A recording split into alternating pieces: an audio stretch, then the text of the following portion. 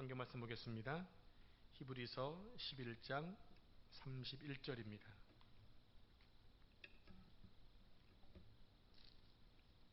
오늘은 본문이 두 개입니다.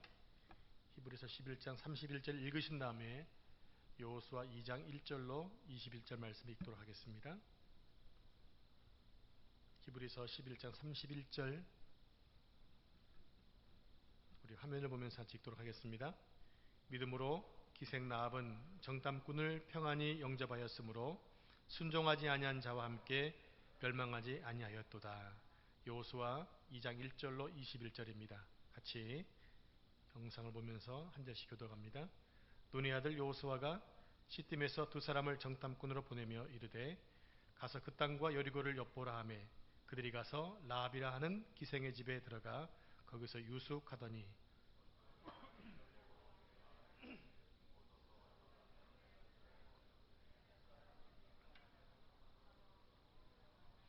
여리고 왕이 라합에게 사람을 보내어 이르되 내게로 와서 내 집에 들어간 그 사람들을 끌어내라. 그들은 이 온 땅을 정탐하러 왔느니라.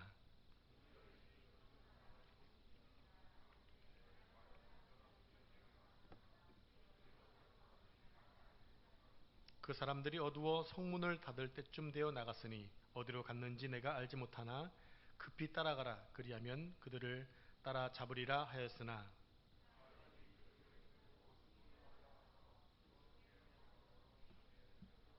그 사람들은 요단 나루터까지 그들을 쫓아갔고 그들을 뒤쫓는 자들이 나가자 그 성문을 닫았더라. 말하되 여호와께서 이 땅을 너희에게 주신 줄을 내가 아노라. 우리가 너희를 심히 두려워하고 이 땅 주민들이 다 너희 앞에서 간담이 녹나니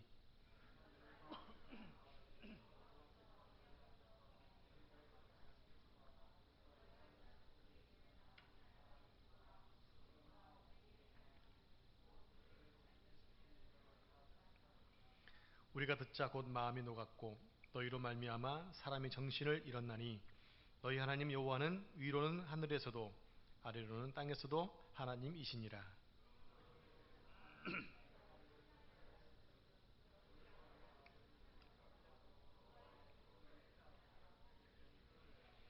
그리고 나의 부모와 나의 남녀 형제와 그들에게 속한 모든 사람을 살려주어 우리 목숨을 죽음에서 건져내라.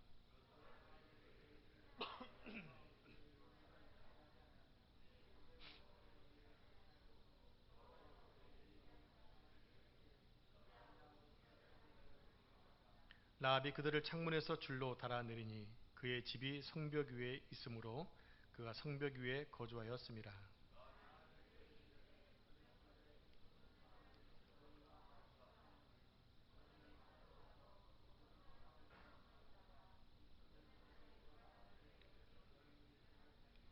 그 사람들이 그에게 이르되 내가 우리에게 서약하게 한 이 맹세에 대하여 우리가 허물이 없게 하리니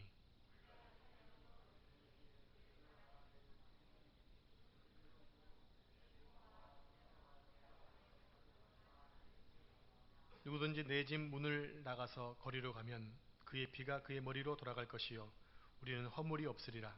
그러나 누구든지 너와 함께 집에 있는 자에게 손을 대면 그의 피는 우리의 머리로 돌아오려니와.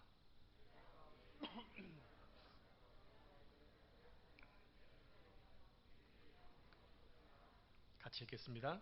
라합이 이르되 너희의 말대로 할 것이라 하고 그들을 보내어 가게 하고 붉은 줄을 창문에 매니라.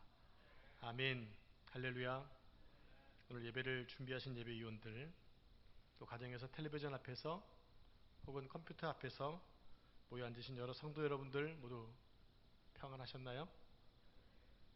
지난 한 주간 동안 교회 모든 예배와 모임을 중지하고 보내는 시간 참 많이 적적하고 쓸쓸했습니다. 종교의 자유를 헌법으로 보장한 나라에서 눈에 보이지 않는 전염병 때문에 교회 예배를 중지해야만 하는 이런 상황이 매우 안타깝습니다.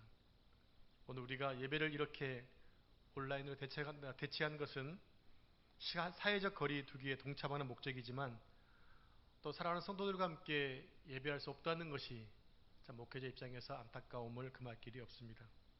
어서 속히 주님의 능력으로 이 코로나19가 종식될 수 있도록 여러분 기도 많이 많이 해주시기를 바랍니다. 오늘도 믿음에 대한 이야기 하겠습니다. 믿음은 기독교의 뿌리이며 또 핵심입니다. 기독교 신앙은 바로 믿음으로부터 출발하기 때문입니다. 그렇다면 믿음이 무엇인가요? 믿음을 한마디로 규정하기가 어렵습니다. 그렇게 히브리서 기자는 믿음의 사람들을 등장시키면서 그들의 삶을 통해 믿음이 무엇인가를 하나하나 설명하고 있는 것입니다. 그래서 자세히 보면 아벨, 에녹, 노아, 아브라함 믿음이 각각 다릅니다. 믿음에 대한 접근과 믿음에 대한 강조점이 다르다는 것입니다. 그런 측면으로 지금까지 그들의 삶을 통해 믿음이 무엇인지 어떻게 사는 것이 믿음이었는지를 하나하나 지켜보았습니다. 그리고 이제 그 믿음의 종착역에 도착하게 되었다는 것입니다. 히브리서 11장을 보면 아직도 많은 사람들이 남아 있음에도 불구하고 왜 종착역이라고 하는 것일까요? 그러니까 히브리서 11장 32절 말씀 영상으로 보겠습니다. 내가 무슨 말을 더하리요? 기드온, 바락, 삼손, 입다, 다윗 및 사무엘과 선지자들의 일을 말하려면 내게 시간이 부족하리로다. 위에 언급된 사람들이 다 훌륭한 믿음의 선배들임에 틀림이 없지만 단순히 이름만 언급하고 있습니다.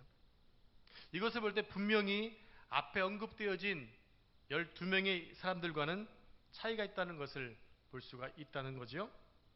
제가 아벨부터 라합까지 주전 선수들이었다고 한다면 32절에 기록되어진 이름만 나오신 분들은 후보 선수가 아니었나라는 생각을 하게 된다는 것입니다.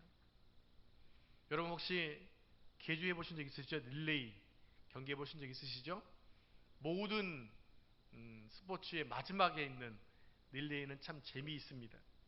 그때 감독은 순번에 신경을 많이 씁니다. 물론 모든 주자가 다 중요하지만 가장 신경 쓰는 주자가 마지막 주자예요. 가장 실력이 좋은 친구를 마지막에 두고 역전을 꾀하는 거죠. 드디어 믿음의 경주가 시작되었습니다. 제일 먼저 믿음의 스타트를 끄는 사람은 누구였나요? 아벨이었습니다. 매우 중요한 주자였습니다. 그가 열심히 달려서 다음 주자인 에녹에게 바통을 연결합니다. 그리고 에녹은 노아에게, 그리고 이어서 아브라함, 사라, 이삭, 야곱, 요셉, 지난주 모세에게까지 바통이 잘 연결되었습니다. 그리고 오늘 드디어 마지막 주자에게 바통이 넘어갑니다. 그 마지막 주자가 누구인가요? 오늘 본문에서 살펴본 나합이라는 기생입니다. 남성 위주로 기록된 성경에서 어떻게 이 여성이 믿음의 대표 주자가 될 수 있었던 것일까요? 모두가 다 의아할 수밖에 없는 상황입니다. 아마도 히브리서를 받아본 유대인들은 땅을 치면서 분노했을 것입니다. 왜냐하면 유대인들은 이방인들을 너무나 싫어하거든요. 아마도 이 히브리서를 받아본 사람들은 아마 마음속에 울분이 솟아났을 것입니다. 그것도 평범한 여자가 아니고 기생 라합이 이름에 올라져 있는 것입니다. 이런 하찮고 부정한 여인이 믿음의 전당에 이름이 올려져 있을 뿐만 아니라 믿음의 마지막 주자로 테이프를 끊고 있다는 것입니다. 요단강 서편에 있던 여리고성은 가나안 정복의 첫 번째 관문이었습니다. 고대 도시들은 외적인 침입을 막기 위해서 성벽 안에 성을 짓고 살게 되죠. 더군다나 여리고성은 가파르게 경사진 이 천의 지형 조건을 활용해서 외벽과 내벽으로 이중 성벽을 쌓았기 때문에 쉽게 정벌할 수 없는 철옹성과 같았습니다. 오늘 본문을 보면 여호수아는 2명의 스파이를 보내게 되죠. 그래서 여리고성과 가나안 땅을 정탐하게 하는데 그들이 들어가서 숨은 집이 어디였느냐? 라합이 살고 있는 술집이었습니다. 술집에는 누구나 들어갈 수도 있었고요. 또 많은 정보를 얻을 수 있었기 때문에 그들이 몸을 숨기고 정보를 얻는데 라합의 집만큼 좋은 장소가 없었던 것입니다. 그런데도 불행하게도 스파이들이 숨어들었다는 이야기를 제보를 받은 여리고 병사들이 라합의 집에 급습합니다. 그렇지 않아도 이스라엘의 승승장구한 소식에 여리고성의 경계는 매우 삼엄했을 것입니다. 무척이나 아마도 신경을 많이 쓰고 있었을 것입니다. 그런데 아니나 다를까 이스라엘의 스파이가 침입했다는 소식을 들은 여리고 왕은 라합의 집에 스파이가 숨어들었다는 소식을 듣고서 그 스파이를 잡고자 병사를 보내 스파이를 잡고자 했던 것이죠. 그래서 꼼짝없이 잡히게 될 위기에 처한 이 스파이들은 이 라합의 기지로 생명을 얻게 됩니다. 이것은 스파이들의 입장에 봤을 때는 천운이었지만 여리고 주민인 라합의 입장에서 보면 민족을 배신한 행위였던 것이에요. 라합은 마치 일제 강점기의 민족을 배신한 친일파와 같은 사람입니다. 그렇다면 라합이 왜 이런 행동을 했던 것일까요? 왜 스파이를 살려주고 그들에게 정보를 주고 여리고성을 배반했던 것일까요? 한마디로 얘기한다면 살기 위해서입니다. 라합은 병사들을 따돌리고 돌아와 스파이들에게 이렇게 말합니다. 우리 2장 9절로 10절 말씀을 같이 읽겠습니다. 말하되 여호와께서 이 땅을 너에게 주신 줄을 내가 아노라. 우리가 너희를 심히 두려워하고 이 땅 주민들이 다 너희 앞에서 간담이 녹나니 이는 너희가 애굽에서 나올 때에 여호와께서 너희 앞에서 홍해물을 마르게 하신 일과 너희가 요단 저쪽에 있는 아모리 사람의 두 왕 시온과 옥에게 행한 일, 곧 그들을 전멸시킨 일을 우리가 들었음이니라. 어쨌든지 간에 자기 혼자 살자고 민족을 배반하는 행동은 절대로 정당화될 수 없다는 것입니다. 그러나 라합의 말을 좀 더 들어보겠습니다. 11절입니다. 우리가 듣자 곧 마음이 녹았고 너희로 말미암아 사람이 정신을 잃었나니 너희 하나님 여호와는 위로는 하늘에서도 아래로는 땅에서도 하나님이시니라. 아멘. 일본 제국주의가 우리 민족을 무력으로 짓밟는 것은 절대로 정당화할 수 없습니다. 또 자기만 살겠다고 민족을 팔아넘긴 매국노들의 행동은 절대로 용서받을 수 없는 사람들 그 행동입니다. 그러나 이스라엘 민족의 가나안 정복 전쟁은 국가의 범주를 뛰어넘는 영적인 의미가 있었습니다. 즉 가나안 정복 전쟁은 온 세상의 죄로 인해서 멸망될 수밖에 없을 그 상황에 구원자 메시아가 태어날 민족을 태동시키려고 하시는 하나님이 주체가 되시는 그러한 전쟁이었기 때문이라는 것입니다. 그래서 이 정복 전쟁은 이스라엘에게는 언약의 성취가 되었지만 가나안 족속에게는 차고 넘치는 죄악에 대한 징계와 심판이었다고 하는 것입니다. 이런 성경을 자세히 보시면 아브라함 때 그 얘기를 하나님이 하십니다. 내가 그 가나안 땅을 너에게 줄 텐데 그 땅에 아모리의 죄악이 가득 차 넘치면 그때 정벌 하겠다. 근데 아모리인 가운데 오늘 라합이 포함되어 있다는 것입니다. 하나님은 지금 아모리의 죄악이 차고 넘쳤기 때문에 여리고성을 위시해서 모든 가나안 땅을 이제 심판하실 것이다 라고 해서 가나안 땅을 들어가기 위하여 요단강을 건너게 된 것입니다. 그리고 지금 가나안 땅의 형편을 알기 위해서 시딤에서 그 스파이를 보내게 되었던 거죠. 가나안과 여리고에 들려온 이스라엘에 대한 이 소문은 참으로 대단했습니다. 애굽을 초토화시키고 홍해를 가르고 요단 동편 땅을 모두 점령한 이야기들, 수백 년 동안 노예였던 오합지졸 같은 민족이 하나님의 도우심으로 인해서 얼마나 큰 승리를 거두었는지 그 소문은 가나안 온 일대에 파다했고 여리고성 주민들은 이제 죽었구나 하면서 두려워 떨고 있었다는 것입니다. 그런데 오직 한 사람 기생 나만큼은 떨고만 있지 않았습니다. 어떻게 하면 이 심판에서 살아남을 수 있을까를 고민했던 것입니다. 그래서 라합은 자신의 죄악을 인정했고 여호와 하나님만이 참 신임을 믿게 됩니다. 자기 민족들이 섬기던 우상과는 달리 너희의 하나님이야말로 하늘과 땅의 유일하신 참 하나님이시다 라고 자기의 신앙을 두 정탐꾼 앞에서 고백하게 되었던 것입니다. 우리가 여기서 한 가지 주목해야 할 것이 있습니다. 그것은 여리고 백성들도 라합과 똑같은 소문을 들었지만 자신들의 잘못된 삶을 버리고 살 길을 선택한 사람은 오직 기생 라합밖에 없었다는 사실입니다. 이런 일은 애굽의 재앙 때도 마찬가지였습니다. 모세의 경고대로 재앙이 임하는 것을 보고 모세 뒤에 역사하시는 하나님을 끼는 사람들이 생겨나기 시작합니다. 그래서 그들은 우박이 내린다는 그 경고의 말씀을 들었을 때에 들판에 나가 있는 자기들의 종들과 가축들을 모두 집 안으로 집어넣어서 그 재앙을 넘겨가게 되었던 것이죠. 또 이스라엘이 출애굽할 때도 허다한 잡족이 함께 출애굽했다 기록합니다. 그들은 자신들의 눈앞에서 벌어지는 여러 상황들을 보고 재앙들을 지켜보면서 그 배후 역사하시는 하나님을 보았던 것입니다. 그래서 그 민족과 함께 거하고 싶었기 때문에 애굽을 탈출해 나왔던 것입니다. 그러고 보면 라합은 영적인 기민함과 순발력이 있었던 것 같습니다. 라합은 이스라엘의 신이신 하나님 앞에 버틸 족속이 아무도 없다는 것을 깨닫게 됩니다. 그것은 곧 멸망당할 자기 민족에게는 슬픈 소식이었지만 진짜 살아있는 신이 있다는 사실을 깨달은 아주 중요한 유레카가 되었다는 사실입니다. 새로운 것을 발견하게 되어진 참신을 발견하게 된 놀라운 순간이 되었던 것이죠.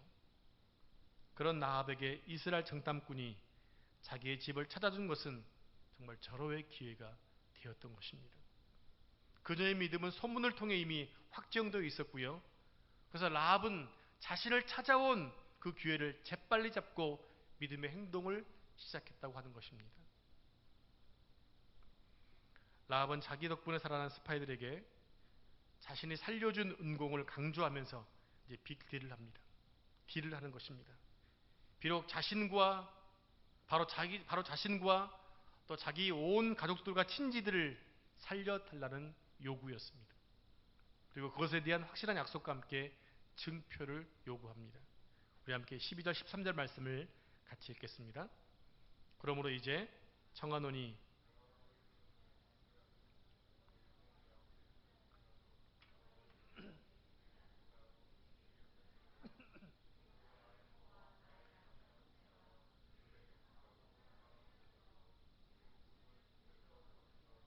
아멘. 그래서 두 스파이는 끝까지 비밀을 지켜주면 라합에게 진 빚을 갚아주겠다고 약속을 합니다. 그러나 다만 라합은 그들의 약속을 믿고 기다릴 수밖에 없는 상황입니다. 약속을 믿고 기다리는 것입니다.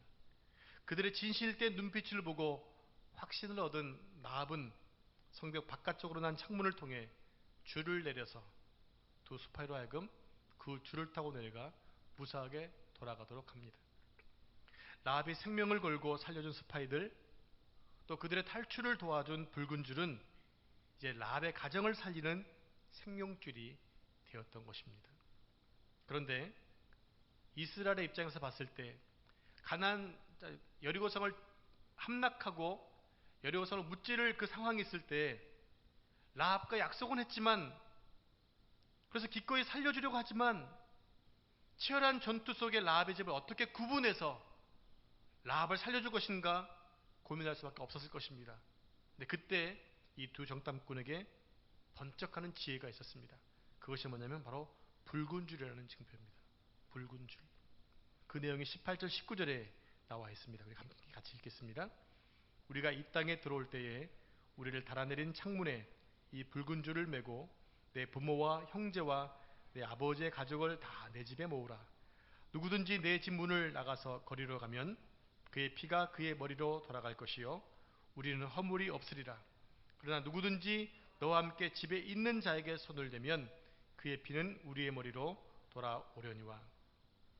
이 붉은 줄은 이제 라합과 정탐꾼을 뛰어넘어서 라합과 이스라엘 민족과의 준엄한 약속이 되어집니다. 여리고성을 칠 때에 창에 붉은 줄이 메어 있는 집이 라합의 집이고 그 집에 들어가 있는 사람들은 다 살려주겠다는 약속이었습니다. 하나님의 명령은 무엇입니까? 가나안 땅에 있는 모든 족속들을 다 전멸시키는 것이었습니다. 그럼에도 불구하고 붉은 줄이 있는 그 집에 있는 사람만큼은 살려주라고 하는 하나님의 은혜가 임하게 되었다라는 거죠. 그래서 스파이가 돌아간 즉시 라합은 붉은 줄을 창문에 메어 달았습니다. 멀리서도 눈에 잘 띌 수 있도록, 그리고 절대로 풀리지 않도록 단단히 메어 달았습니다. 왜냐하면 그 붉은 줄은 나합과 그의 가족들을 살려줄 유일한 생명줄이었기 때문입니다. 여리고성을 함락하기 위한 하나님의 작전 명령이 무엇이었습니까? 놀랍게도 하나님의 작전 명령은 제사장들이 맨 앞에 양각 나팔을 들고, 그 뒤로 언약궤가 따르고, 그 뒤로 군사와 백성들이 성주위를 6일 동안 한 바퀴씩 도는 것입니다. 일곱째 날에는 7바퀴를 도는 것입니다. 그리고 7째 날에는 성을 7바퀴 돌고 나서 제사장들이 나팔을 길게 불고 백성들이 큰 소리로 외치라는 것입니다. 그러면 성벽이 무너져 내린다는 것입니다. 작전치고는 너무나 어이없는 작전입니다. 성을 돈다고, 소리친다고 성이 무너질 만한 성이 어디에 있겠습니까? 그러나 이 하나님의 방법에는 인간의 그 어떤 전략도, 군대의 그 어떤 전술도 끼어들 여지가 없습니다. 이것은 곧 가나안 땅을 정복하는 것은 백성들의 능력과 군사에 의한 것이 아니라 하나님께서 주체가 되시고 하나님의 방법으로 친히 이루시겠다는 하나님의 약속인 것입니다. 이 믿기 어려운 명령에 여호수아를 비롯한 이스라엘 온 백성들은 순종합니다. 여러분들 같으면 어떻게 하시겠습니까?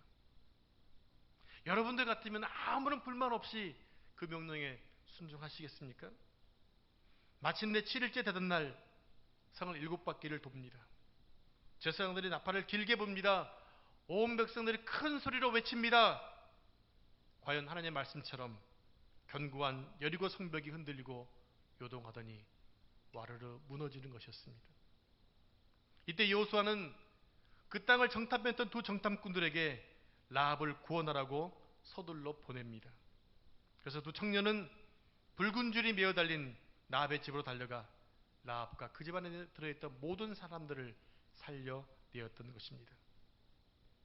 그리고 라합은 훗날 스파이 중에 한 청년과 결혼해서 보아스를 낳습니다.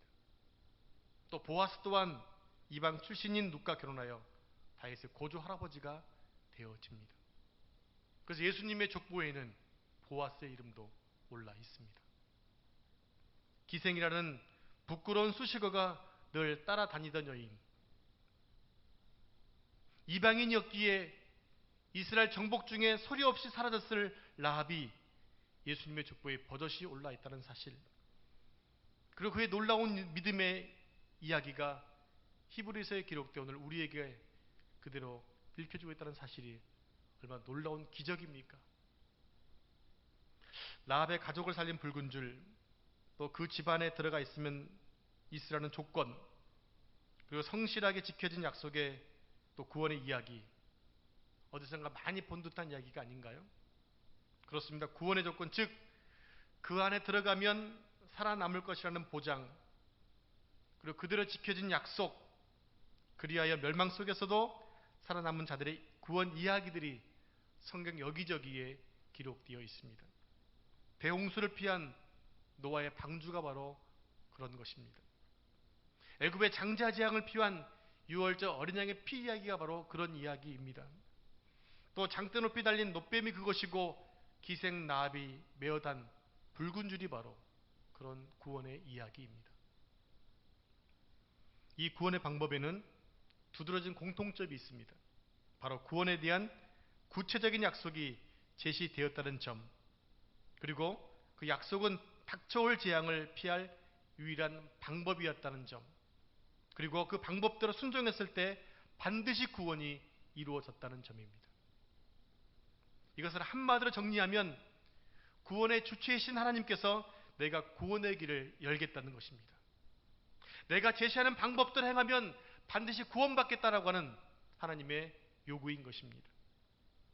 그리고 그 모든 것을 예수 그리스도의 십자가 죽으심과 부활을 통해 성취되었습니다. 이제 라합의 창문에 걸린 붉은 줄의 의미를 한번 생각해 보도록 하겠습니다. 여호수아 2장을 보면 줄이 몇 번 등장했던가요? 세 번 등장했습니다.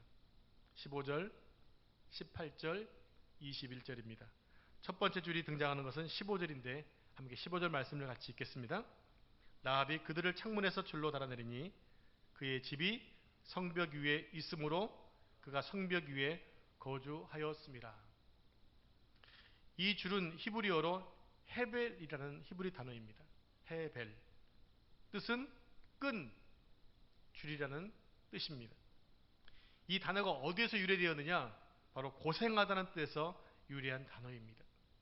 그러니까 첫 번째 줄이 의미하는 것은 라합이 기생의 삶을 살면서 죄를 지으면서 고통스러운 인생을 살았던 것을 의미해주고 있다는 것입니다. 라합이 하는 일이 무엇이었습니까? 자신의 몸을 팔아서 가족을 먹여 살리는 아주 불행한 직업이었습니다. 그 일이 얼마나 제약되고 고통스러운 일이었겠습니까? 이 줄이 우리에게 의미하는 것도 있습니다. 이 줄은 아담으로부터 물려받은 우리 인간의 원죄를 의미하는 것입니다. 그래서 우리도 하나님을 만나기 전에는 라합처럼 세상에서 고통스러운 인생을 살았습니다. 온갖 죄를 지으면서 살았습니다. 요즘 최근에 이슈인 것이 무엇입니까? N번방 아닙니까? N방? 거기에 수많은 음란한 동영상을 통해서 한국을 지금 뒤집어 놓고 있습니다. 그런 제약들을 살고 있는 것이 이 땅의 모습 아닙니까? 그러나 기생 라합은 정탐꾼을 만나면서 인생이 달라졌다고 하는 것입니다. 마찬가지로 복음을 들은 우리들도 하나님의 백성이 되었다는 사실입니다. 이것이 바로 첫 번째 줄이 담고 있는 의미라고 하는 것입니다. 이제 두 번째 줄을 보겠습니다. 18절 말씀입니다. 같이 18절 말씀을 읽겠습니다. 우리가 이 땅에 들어올 때에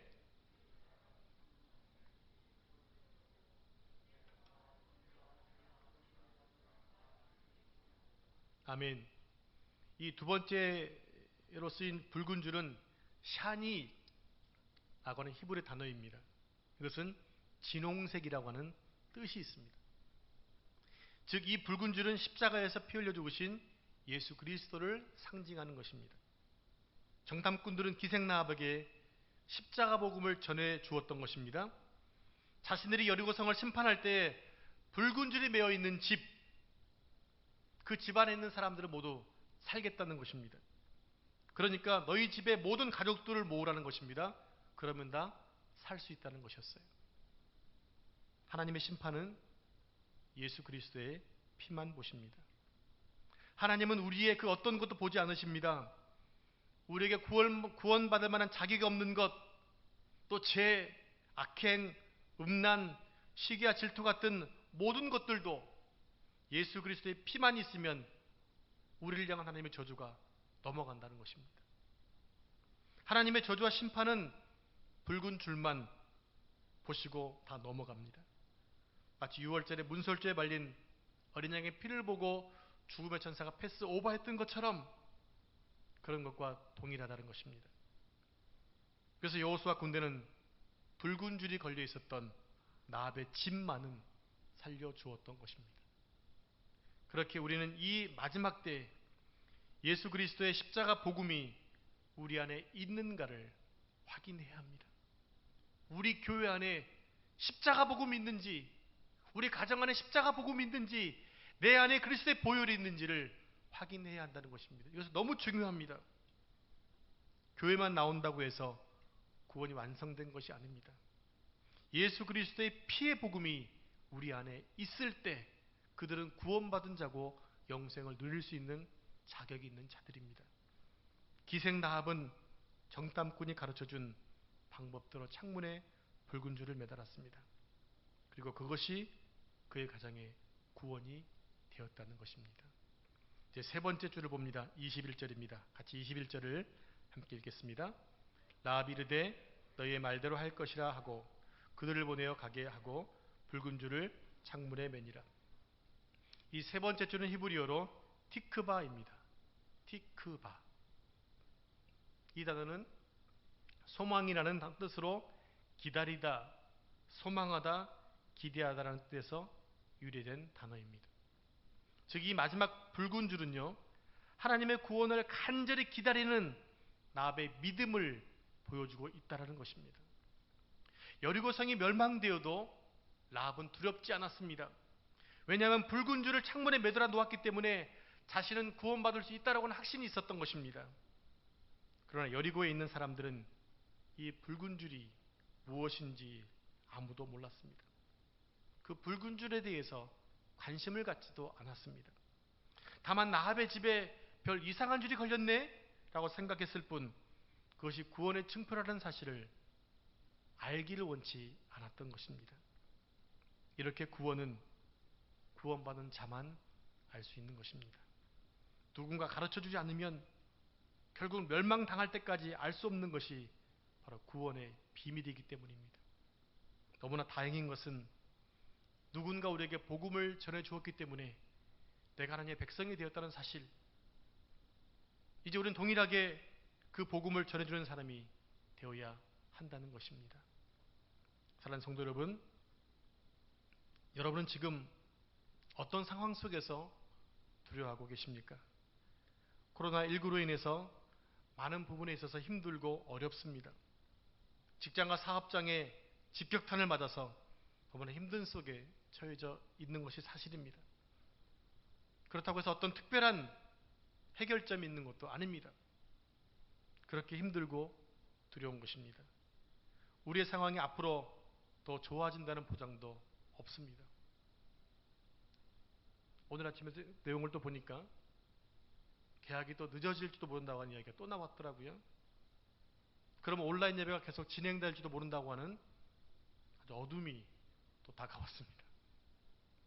이런 상황 가운데 우리에게 확실한 것이 하나 있더라고요. 그것이 뭐냐면 이 세상에 그 어느 것도 하나님 없이는 허락된 것이 없다고 하는 사실입니다.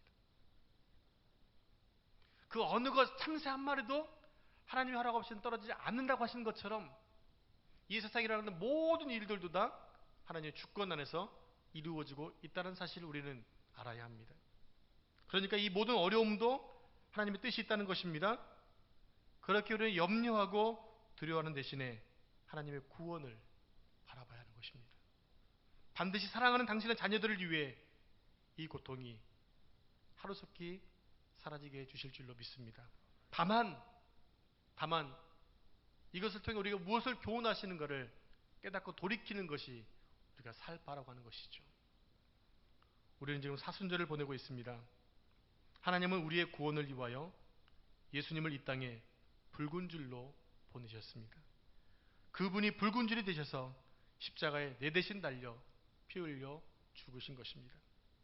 범죄하여 피 흘린 내 손과 가서는 안 될 곳을 향해 달려가던 내 발에 예수님께서 대신 커다란 못을 받으셨습니다. 겸손하지 못하고 늘 잘났다고 교만하고 하나님의 생각보다 내 생각대로 살았던 내 머리 대신에 주님이 가시관을 대신 받으셨습니다. 그리고 세상을 사랑하며 살았던 내 마음에 받아야 할 그 날카로운 창이 예수님 옆구리를 대신 찔렀습니다. 내가 쏟아야 될 물과 피 대신 예수님이 모든 것을 다 쏟으셨습니다. 십자가에 못 박혀 죽어야 할 것은 예수님이 아니라 나 자신입니다. 그러나 나를 살리시기 위해서 주님이 대신 죽으신 것입니다. 영원한 생명을 우리에게 주시려고 주님이 대신 죽으셨다는 것입니다. 그렇게 우리를 구원하시기 위해 이미 3400년 전에 라합을 통해 붉은 줄을 매달게 하셨던 것이죠. 그 붉은 줄이 여리고성이 무너질 때 라합과 그 집에 있었던 모든 사람들을 살렸던 것처럼 지금도 예수님을 바라보면 영원한 생명을 얻을 수 있는 것이 바로 복음인 것입니다. 붉은 줄은 예수 그리스도를 상징합니다. 그리고 붉은 줄을 붙잡은 사람은 구원을 받습니다. 그렇다면 이 붉은 줄을 지금 우리의 삶의 현장에 내걸고 그것을 지켜보면서 살아야 하겠습니다. 그 붉은 줄이 우리를 영원한 삶으로 인도하시기 때문입니다. 이것이 바로 라합의 믿음이었습니다. 여러분 모두 이 라합의 믿음을 본받아서 이 어려운 세대에서도 평안하시기를 축원합니다. 기도하겠습니다. 하나님 아버지, 오늘 라합의 믿음을 통해서 확실하게 하나님의 구원하심을 믿었던 것처럼 저희들도 붉은 줄이 되셨던 예수 그리스도를 믿고 구원받고 영생함을 누리게 해주시고 이 땅 사는 동안에 자유함과 평안함을 누릴 수 있는 삶을 살아갈 수 있도록 도와주옵소서. 코로나19로 인해 어려움 당하고 있습니다. 또 우리가 사순절 기간을 보내고 있습니다. 아버지 뜻하신 바가 어디 있는지를 깨닫게 해주시고 우리 믿음이 흔들리지 아니하고 의인은 오직 믿음으로 열매 산다는 것처럼 믿음으로 반드시 승리하는 저희가 될 수 있도록 인도하여 주옵소서. 이 모든 말씀을 존귀하신 예수님의 이름으로 간절히 기도합니다. 아멘. 지금은 우리 교회의 주인 되시는 예수 그리스도의 은혜와 하나님 아버지의 놀라우신 사랑하심과 성령님의 감화감도 이루 교통하심이 나를 위해 죽으신 주님의 사랑에 감사하며 이 구원의 복된 소식을 전하며 살겠다고 다짐하는 우리 모든 보배로운 교회 성도들과 저দের 삶의 현장과 이 나라 이 민족 위에 또 주의 복음을 증거하기 위해서 전 세계에 흩어져 복음을 증거하고 있는 선교사님들과 그들의 사역 위에 그리고 코로나19로 인하여 어려움을 겪고 있는 전 세계 모든 사람들 위해 하나님의 치유하심이 지금부터 영원토록 함께 하시기를 간절히 축원하옵나이다. 아멘.